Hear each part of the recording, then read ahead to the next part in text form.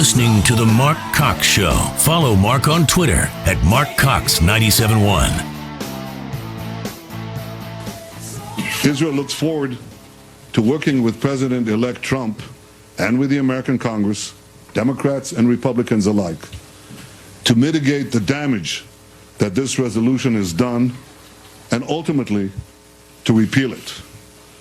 Israel hopes that the outgoing Obama administration will prevent any more damage being done to Israel at the UN in its waning days.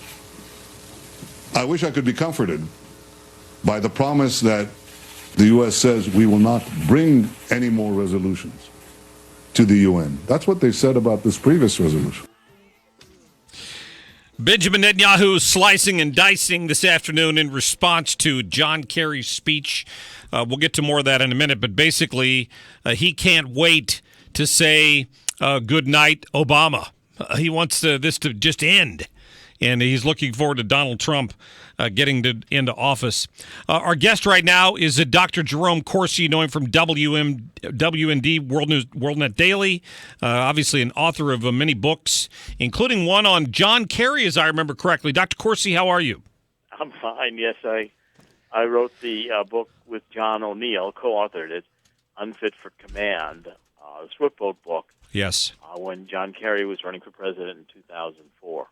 I saw that you've already, you must have watched the John Kerry speech earlier, because I saw you put some tweets out about it. Yes, I did. I thought it was really typically, I'm just very appalled at the way the Obama administration has decided in the last month to attack Israel on settlements, which, has been a continuing issue with the Obama administration since 2009, without kind of being even-handed and looking at the fact that Benjamin Netanyahu points out is that the states he's dealing with, including the Palestinians, have not been willing to really acknowledge terms on which Israel can survive as a Jewish state. So it's a very one-sided, I think, biased argument. It's pretty shocking that for the first time I can think of, the United States did not support Israel in a resolution before the Security Council. And Netanyahu and Israel are, of course, reacting, appalled to see this change in U.S. policy at the end of the Obama administration. I think it's fascinating to me that liberals in this country act so shocked about this, but for people in Israel, this is life or death. This is talking about an issue that may end up with a mortar being lobbed onto your house at the end of an evening. I mean, it's just so much more real for Benjamin Netanyahu and the people that live in Israel than it is from the perspective of people in this country. I agree, and it's also very hard to get a even-handed explanation of what the conflict is about from the liberal press, who is increasingly biased against Israel. I mean, the mainstream media does not seem to understand that there are agreements on these settlements that include letter agreements that President George W. Bush signed with Israel at the end of George W. Bush's term, which have the binding effect of international law, which authorized many of these settlements.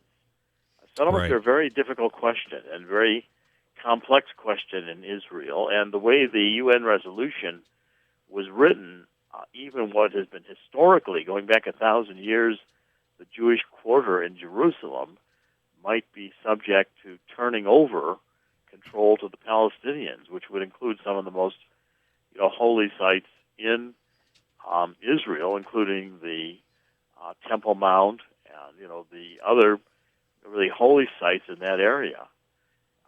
So these are not simple questions, and the Obama administration just deciding to raise the issue of settlements and to allow this resolution to pass at the Security Council creates an international law barrier that is going to be very difficult for Israel, to get by without adverse consequences. Yeah, that's a great point.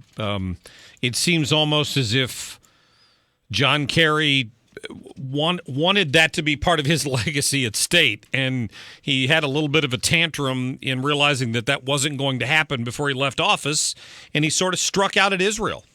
That's one way of interpreting this. I doubt that John Kerry gave that speech without the full approval of President Obama. Sure, well, sure. And, what it reminds me of is going back to how much the Democratic Party has changed since 1948, when President Truman, a Democrat, overruled the State Department to agree with the partition of Palestine at that time, which created the State of Israel, where President Truman essentially made what he thought at that time was a biblical decision. I think McCullough, in his book on Truman, does an excellent job of portraying the circumstances of the 1948 decision and how much Truman was opposed by the State Department at that time, which did not want Israel created. And to see the full turn where the Democrats now are saying it's almost as if Israel's too much of a bother for them. And this is really a complex situation, and John Kerry today accused Israel of abandoning the two-state solution, which has been effectively dead for about a decade. Yeah, that's a very good point. I want to move on to the book that you've got out. I wish I'd known about this before Christmas. I would have gotten you on here sooner. This would have been a good stocking stuffer, because I've been reading the Goodnight Moon book to my kids for as long as I can remember, and the oldest one's 21 now. Well, this is based on the Goodnight Moon. It's a cartoon book, and it's Goodnight Obama. But it won't be a bad inauguration. That's true. Holding it up at the inauguration and waving at Obama. I mean, it begins with a cartoon on the cover of, and you can see it on Amazon.com. We've got quite a few of the internal pages at Amazon.com, where Obama's sleeping on his desk in his Democratic PJs, his pajamas, little footies and donkeys all around him. PJ design. And, of course, he's sleeping on a desk in the Oval Office. His golf clubs are handy right there. And out the back window, you can see the Muslim moon, the crescent of the Muslim moon. And Oprah is overseeing his slumber. Yes, a picture of Oprah in the Oval Office is overseeing his slumber.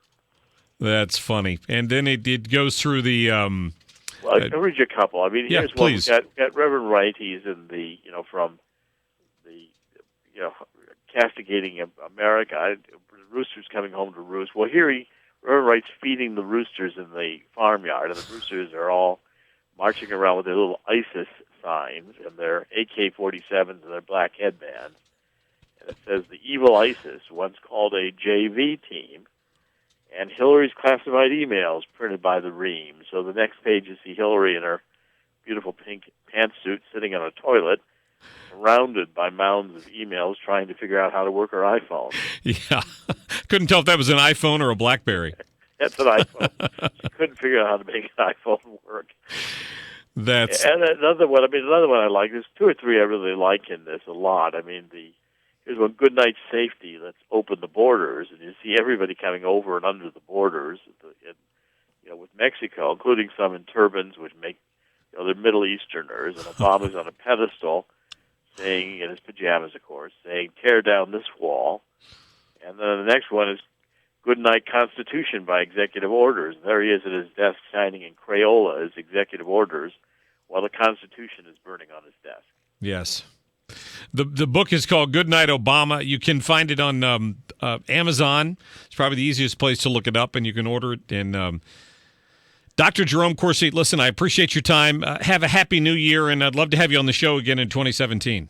Sure, anytime. Happy New Year, and we'll look forward to the Trump administration coming in soon. Yes, indeed. Thank you, sir. All right, thank you, Dr. Corsi. Again, the book is Goodnight Obama, a parody. You can. It's been out since late September, but you can get it on Amazon. Good.